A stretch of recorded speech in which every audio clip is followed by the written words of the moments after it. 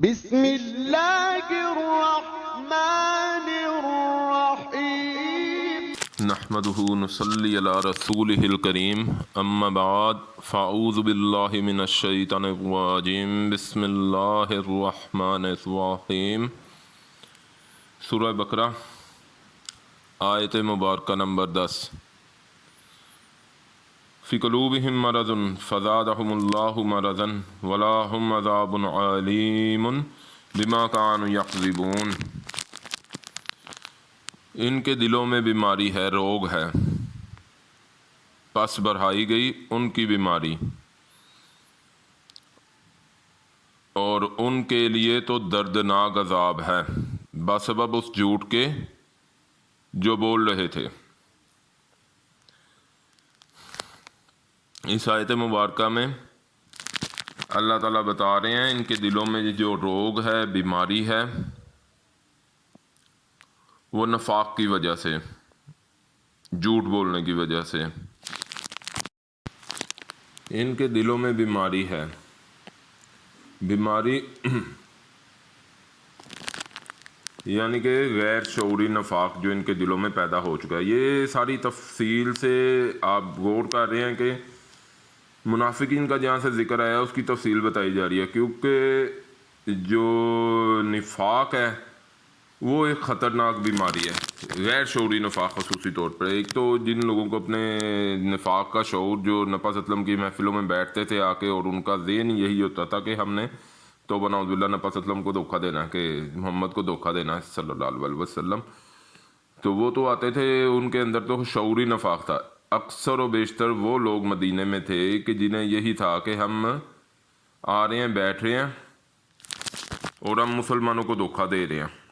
اور یہاں پیچھے بھی بتایا گیا ہے کہ وہ اپنے آپ کو دھوکہ دے رہے ہیں، اور یہاں اسی دھوکہ اور جو ان کے کریکٹر کی کمی جو پیدا ہو چکی ہے ان میں، اسے بیماری سے تعبیر کیا جا رہا ہے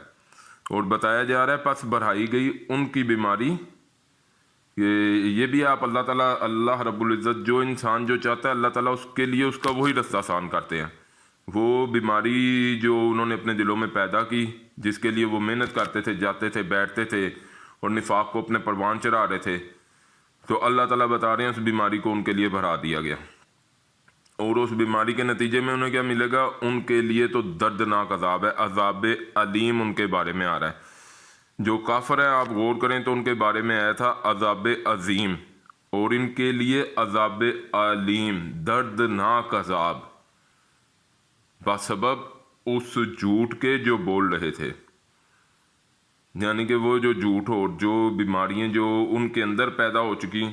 وہ اس بیماری کو پھیلا رہے ہیں۔ منافق ایک ایسی گندی اور غلیظ بیماری کا نام ہے کہ وہ جہاں بیٹھتا ہے پھر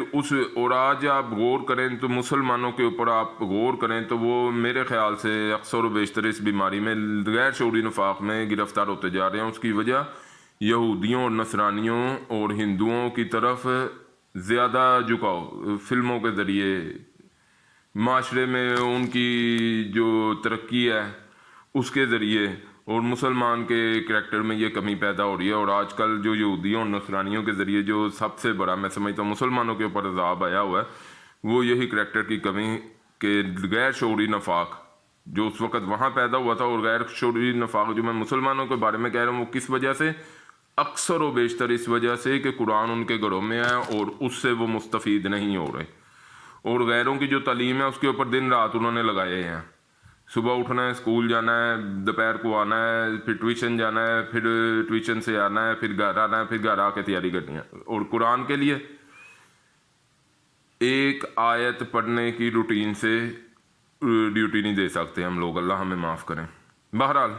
موضوع نہیں ہے، اس طرف جانا بھی نہیں ابھی چاہتا۔ بہرحال اللہ تعالیٰ ہم سب کو ہدایت کی توفیق دے، ہدایت پر رکھیں، اور اللہ ہمیں سب سے زیادہ نیک عمل کی توفیق